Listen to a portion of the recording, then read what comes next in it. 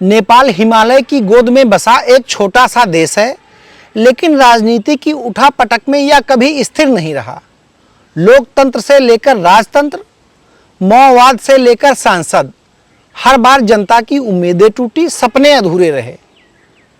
आज की सबसे बड़ी लड़ाई जेन ज़ेड आंदोलन की, वो युवा जो सोशल मीडिया के सहारे अपनी आवाज़ उठा रहे हैं। 1950 में भारत नेपाल शांति संधि के बाद नेपाल ने लोकतांत्रिक यात्रा शुरू की, लेकिन राजशाही का दबदबा हमेशा बना रहा। 1990 में पहली बार लोकतांत्रिक संविधान आया, फिर भी सत्ता के खेल ने जनता को निराश किया। 2001 में राज परिवार नरसंहार ने पूरे देश को हिला दिया।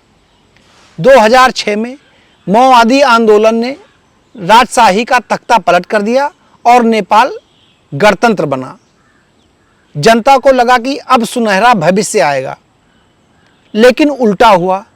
राजनीति बार बार स्थिर होती रही, सरकारें गिरती रही, नेताओं पर भ्रष्टाचार के आरोप लगते रहे, बेरोजगारी बढ़ी, विदेशी पलायन चरम पर पहुंचा।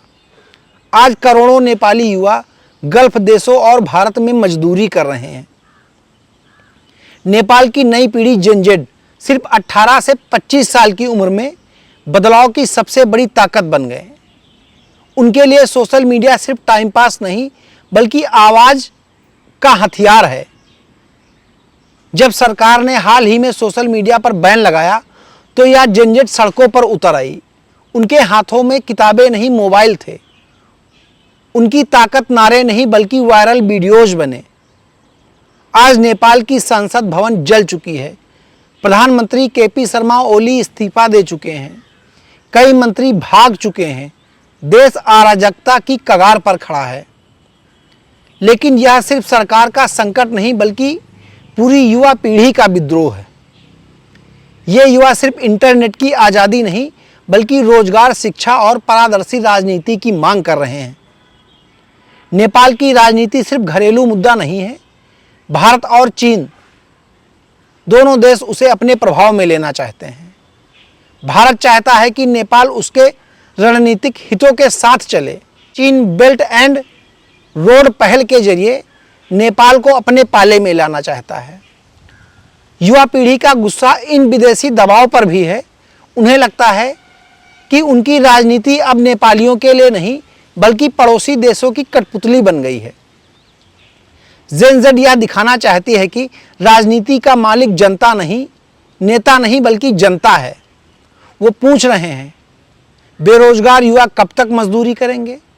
पढ़े लिखे छात्र कब तक विदेश भागेंगे? भ्रष्ट नेता कब तक मलाई खाएंगे? उनकी आवाज़ आज वैश्विक हो गई है।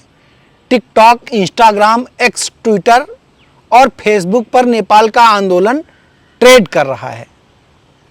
नेपाल का इतिहास बताता है कि यहाँ जनता ने हमेशा बदलाव लाया है, चाहे राजतंत्र हो या माओवादी आंदोलन।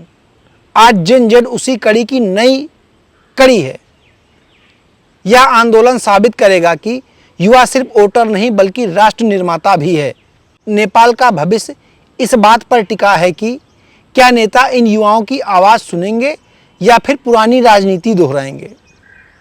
नेपाल की राजनीति आग की तरह जल रही है। इस बार आग लगाई है भविष्य की नई पीढ़ी ने। यह जेन ज़ेड आंदोलन सिर्फ नेपाल के लिए नहीं, बल्कि पूरी दुनिया के लिए